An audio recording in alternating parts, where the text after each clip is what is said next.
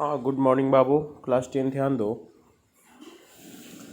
और यहाँ पर हम लोग जैसे कि पिछले दिन पढ़े थे, तो यहाँ आगे अब हम लोग का फूड सिक्योरिटी से आगे बढ़ना है, ठीक है ना, जिसको हम लोग हिंदी में खाद्य सुरक्षा भी कहते हैं। ओके, तो देखो, एज यूजुअली तुम्हारे बुक में भी ऑलरेडी दिए हुए हैं कि you know that food is a basic need and every citizen of the country should have access to food which provides minimum nutrition level. जैसा कि तुम्हें पता होना चाहिए कि भोजन एक जो है हमारी बेसिक नीड है, जिसको आधारभूत आवश्यकता हम लोग कहते हैं। और देश के प्रत्येक नागरिकों को ऐसा भोजन कम से कम मिनिमम मिलना चाहिए जिसका न्यूनतम पोषण स्तर एक सामान्य स्तर का होना चाहिए, जो उसको न्यूनतम पोषण प्रदान कर सके। दे रहा है कि यदि हमारी जनसंख्या किसी भाग में यह उपलब्ध नहीं होता है तो उस खंड को खाद्य सुरक्षा से वंचित माना जाता है ना। और हमारे देश के कुछ प्रदेश ऐसे हैं जो खास करके आर्थिक दृष्टि से काफ़ी कमज़ोर हैं। विकसित राज्यों की अपेक्षा यहाँ पर ज़्यादा पॉवर्टी तुमको देखने को मिलती है। The number of people who do not have food security to the disproportionately large in some regions of our country, particularly in economically less development states with higher incident of poverty। ये काफ़ी गरीब होने के कारण ये लोग अपना 2 जन की रोटी नसीब नहीं इनको हो पाती है, सुबह शाम का ये खाना सिक्योर नहीं कर पाते हैं। So the remote areas of the country are more prone to natural disaster and uncertain food supply. आर्थिक दृष्टि से काफ़ी कम राज्यों में जहाँ निर्धनता व्याप्त है, लोग अनुपात अधिक है जो खाद्य सुरक्षा से वंचित है। और देश के जो सुदूर जो क्षेत्र हैं, प्राकृतिक आपदाओं और निश्चित खाद्य आपूर्तियों की अधिक संभावनाएं यहाँ पर देखने को मिलती है तुम्हें। और समाज के सभी वर्गों को खाद्य उपलब्धता सुनिश्चित करने के लिए भारत सरकार ने सावधानीपूर्वक है ना राष्ट्रीय खाद्य सुरक्षा प्रणाली की रचना की है ना, एक सिस्टम डेवलप किया है।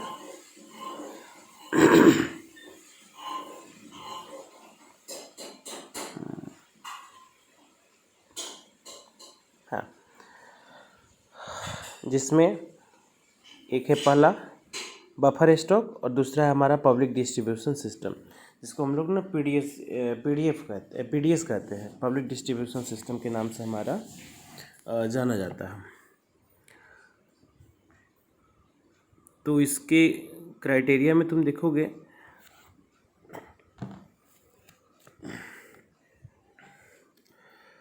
देखो इसमें दे रहा है कि as you know PDS is a program which provides food grain and other essential commodity to the subsidized price to below poverty line population in rural and urban area. ये PDS की जो दुकानें होती है, भारत के खाद्य सुरक्षा नीति के प्राथमिक उद्देश्य होता है सामान्य लोगों को खरीद सकने योग्य कीमतों पर खाद्यान्नों को उपलब्धता सुनिश्चित करना। और ऐसे जो गरीब हैं जो भोजन प्राप्त करने में समर्थ हुए हैं, उनकी नीति के कारण कृषि उत्पादन है ना में वृद्धि तथा भंडारों के लिए नए चावल की व्यवस्था करना है ना, गेहूं के अधिक प्राप्ति के लिए समर्थित मूल्यों को निर्देशित करना, जिसमें एफसीआई के गोदामों वगैरह में ये सब बातें हमारी होती हैं। खदानों को अधिक प्राप्ति और भंडारण की व्यवस्था फूड कॉरपोरेशन ऑफ इंडिया द्वारा की जाती है, जिसको एफसीआई हम लोग कहते हैं। राज्यों में ये तुम्हारा एसएफसी के नाम से जाना जाता है। और इसके वितरण को सार्वजनिक वितरण प्रणाली के द्वारा सुनिश्चित करने का प्रयास हमारा किया जाता है, जो पीडीएस सिस्टम के माध्यम से बिलो पॉवर्टी लाइन, जिसको हम लोग गरीबी रेखा से नीचे गुजर बसर करने वाले लोगों को खाद्य सुरक्षा उपलब्ध कराने की बात हमारी की जाती है। इसके बाद में नेक्स्ट है तुम्हारा एफसीआई के बारे में। यहाँ पर आ जा। The FCI produces food grains from the farmers. Government announced minimum supporting price and the government used to provide a subsidies on the agricultural inputs such as fertilizers, power and water। दे रहा है कि भारतीय खाद्य जो निगम है FCI सरकार द्वारा घोषित न्यूनतम समर्थन मूल्य पर किसानों से खाद्य अन्न खरीदती है ना, खाने वाले अन्नों की खरीदी फूड ग्रेन्स की खरीदारी की जाती है। इसके बदले सरकार जो है फर्टिलाइज़र उर्वरक है ना, एनर्जी और जो वाटर का रिसोर्स हमारा है उस पर कृषि निवेशों पर सब्सिडी रिलीज़ करती है। अतः यह सहकारियों के बोझ वहन करने का और सहनीय होने लगा है, और इसे दुर्लभ निवेशों के कारण बड़े पैमाने पर इसका मिसयूज भी हो रहा है। आमतौर पर तुम देखोगे कि गांव में जो गरीब वंचित एक्चुअल है उनको लाभ नहीं मिलता है, और इसका एक लूट मचा हुआ है ना। ऐसा तो सरकार पर इसका बहुत बड़ा दबाव पड़ रहा है। इसमें पानी तथा उर्वरकों से अधिक एवं अविवेकपूर्ण तरीके से जो वाटर का जो हमारा दोहन किया जाता है, इसके बाद में सॉलिनिटी जिसको लवणता कहते हैं, और सूक्ष्म पोषक तत्वों की कमी से ऐसी समस्याएं पैदा हो गई है, जिसमें उचित न्यूनतम समर्थन मूल्य, निवेशों में सब्सिडी रिलीज़ करना तथा एफसीआई द्वारा शर्तियों खरीदने बहुत हद तक इस फॉर्मेट को ना बिगाड़ रखा है। जो न्यूनतम समर्थन मूल्य उन्हें प्राप्त होता है उसके लिए गेहूं और चावल की अधिक फसलें उगाई जा रही है, और पंजाब और हरियाणा इसके ये अग्रणी राज्यों में से एक हमारी मानी जाती है। ये कहीं ना कहीं डिस्कस करने का प्रयास कर रहा है कि जो मिनिमम सपोर्टिंग प्राइस या जो सब्सिडी रिलीज़ की जाती है, इसका कहीं न कहीं किसानों के द्वारा और ग्रामीण क्षेत्र के जो लोग हैं भारतीय समाज में जो रहते हैं, ये इसका कहीं न कहीं बहुत बड़ा मिसयूज़ करते हैं। तो ये एक बहुत बड़ी समस्या भी है खाद्य सुरक्षा के लिहाज से देखा जाए तो, और खाद्य सुरक्षा को सिक्योर करने में।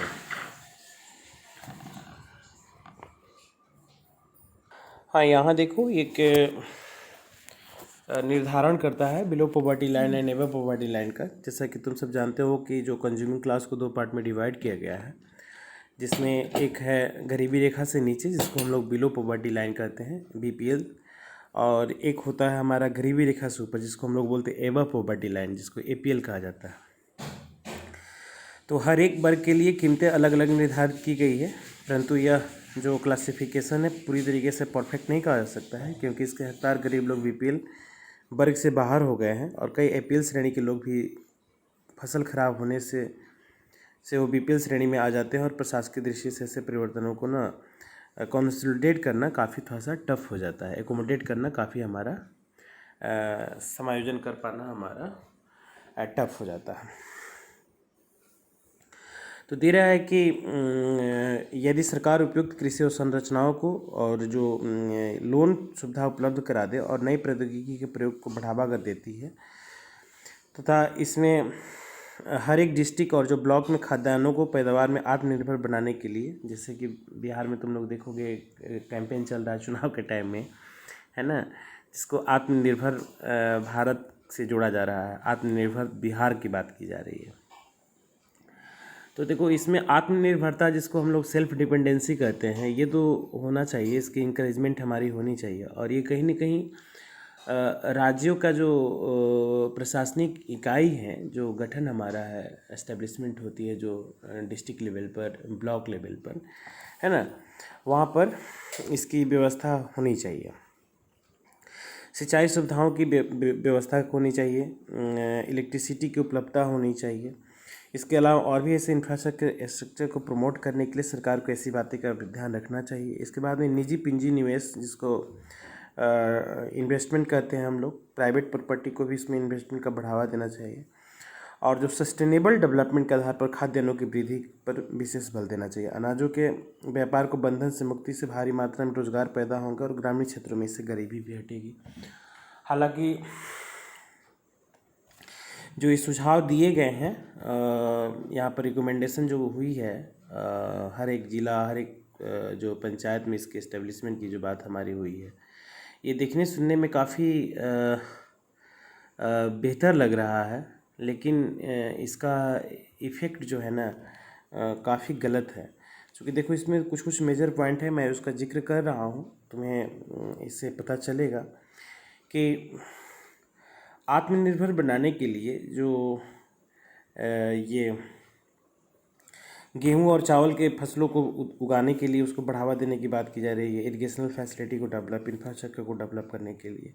इवन तुम लोगों ने एक बहुत सुना होगा बाजार समिति के बारे में, ये भी किसानों के जो प्रोडक्ट होते हैं उसके उचित मूल्य प्रदान करने के लिए ऐसी व्यवस्था हमारी जिला स्तर पर की गई है बाजार समिति की व्यवस्था, है ना, जिसको कृषि रोड मैप में बिहार सरकार ने इसको ब्लॉक लेवल पर ले जाने की बात कही गई थी कि जो भी हॉर्टिकल्चर में फल सब्जियां का उत्पादन हमारा होता है तो उस बाजार समिति में आकर के किसान जो है उचित मूल्य पर अपने को सब प्रोडक्ट को बेच सकते हैं और उनका मार्केट नज़दीक हो जाएगा।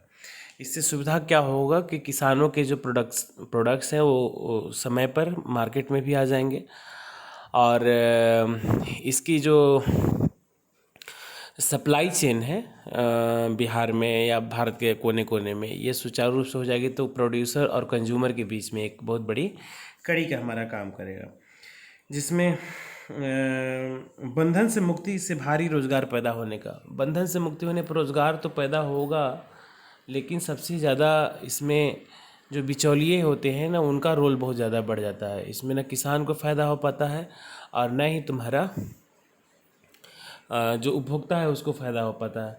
अभी जो वर्तमान में कृषि बिल में इन्हीं चीज़ों को न लाने का प्रयास किया गया है और ऐसे जो इसकी बंधन मुक्ति की जो बात कह रहा है इसके व्यापार को बढ़ावा देने के लिए देखोगे तुम लोग टाइम टू टाइम बहुत सारे ऐसे प्रोडक्ट की मार्केट में कमी हो जाती है जिसमें ड्राई टाइप का थोड़ा सा जो होता है आलू हो गया प्याज वगैरह ये 100 150 200 किलो तक चला जाता है ये।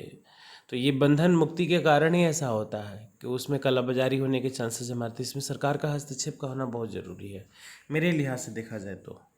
ठीक है, there has been a gradual shift from cultivation of the food crop and cultivation of the fruits vegetables wild seeds and industrial crops. This had led to the reduction in nets on area under grails and the pulses। धीरे धीरे खाद्य सुरक्षा को कृषि के स्थान पर फल सब्जियां तिलहन फसलें और औद्योगिक फसलों को कृषि ले जा रही है।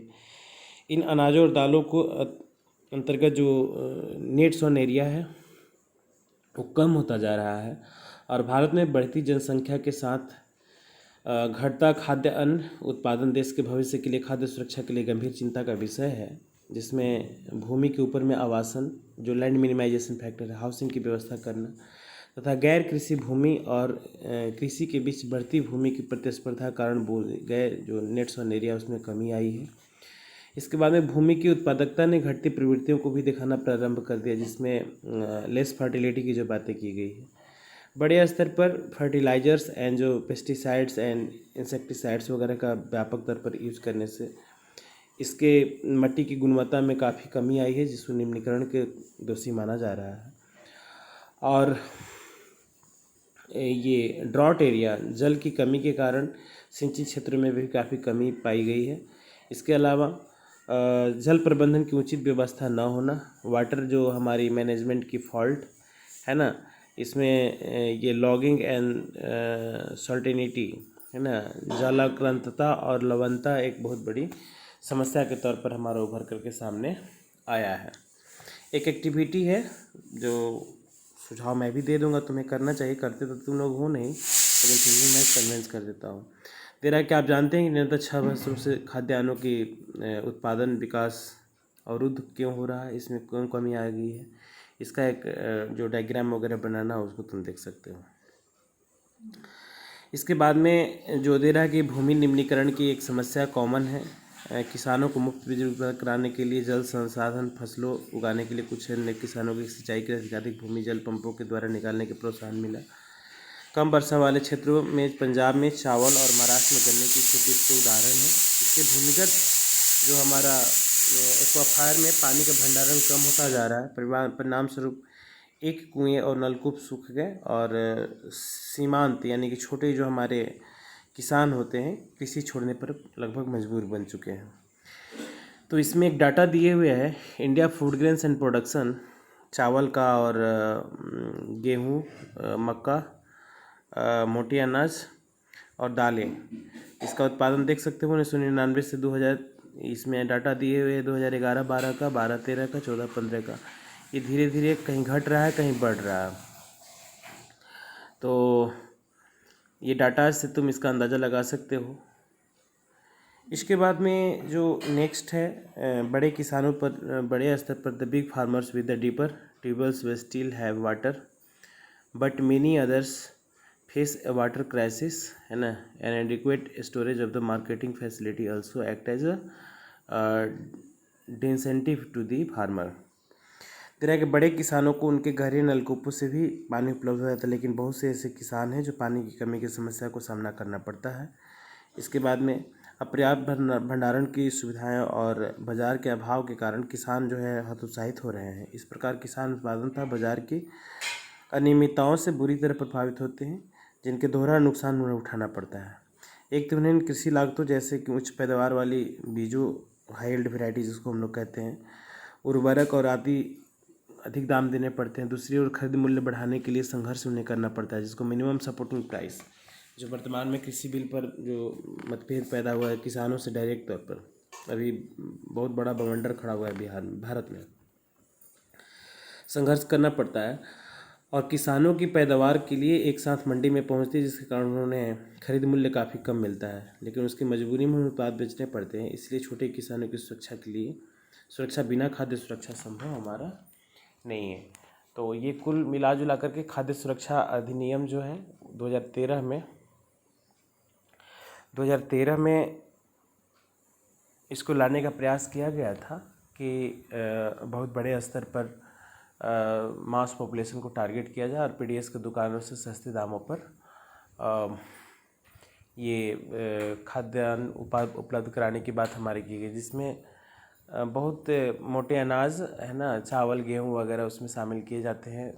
कभी कभी दाल महंगा हो जाता है, तो महंगाई के कारण दाल को भी उसमें, पहले चीनी को भी नियंत्रित मूल्य की दुकानों से बेचा जाता था, लेकिन धीरे धीरे सब चीज़ों को मार्केट के ऊपर में छोड़ दिया गया है. तो इसमें कुछ मेजर पॉइंट्स हैं जिसमें किसानों की आत्महत्या की बातें दी गई है, गरीबों के पेट भरने की बातें की गई है, और जो एक्सट्रीमली बैकवर्ड स्टेट हमारे हैं वहाँ पर खाद्य सुरक्षा अधिनियम को बड़े स्तर पर लागू करने की बात इसमें की गई है. और ये कहीं ना कहीं खाद्य सुरक्षा अधिनियम जो है ऐसे छोटे किसानों के लिए एक राहत भरा पैकेज है, जो कहीं ना कहीं उनको आत्महत्या या तमाम प्रकार के ऐसी बाधाओं से मुक्ति दिलाता है और समाज में सम्मानजनक तरीके से जीने के लिए ये व्यवस्था का चलना हमारा बहुत ज़रूरी है. ठीक है. इसमें कुछ कार्टून्स दिए हुए हैं जिसमें 11वीं तुम्हारी पंचवर्षीय योजना के बारे में दी गई है. फार्मिंग पर फोकस करने की बात इसमें की गई है. इसके बाद में एग्रीकल्चर में इन्वेस्टमेंट की जो बातें दी गई है, ये the seeds of farmer suicides, किसानों की जो एक सुसाइडल अटैम्प्ट जो इंडिया में हमारे होते रहते हैं उसके बारे में. Centre is important to the check price rise, महंगाई के बारे में दी गई है. Crop failure price crash act and the triggers. तो ये सब कहीं ना कहीं पेपर के कटिंग से ये सब मैसेज न्यूज़ तुम्हारा है, इस पर हम लोगों ने तो चर्चा किया ही है. मैंने वर्तमान में जितने भी घटनाएं घटित हुई है हमारे समाज में उस पर हम लोगों ने डिस्कस किया है. ठीक है. तो यहाँ पर इस सेगमेंट में फूड सिक्योरिटी ही पढ़ो. ये 20 मिनट का है. आमतौर पर इसको आगे वाला को शामिल करेंगे तो 40-45 मिनट का है, ग्लोबलाइजेशन इम्पैक्ट वाला. तो इसको एक सेगमेंट में हम लोग अलग से पढ़ लेंगे. ठीक है ना बाबू. चलो, तो अभी आप इस फूड सिक्योरिटी को देखें समझें, और यदि कहीं कोई समस्या आती है तो आप हमसे बात करिए. इस वीडियो क्लिप में इतना ही. ओके.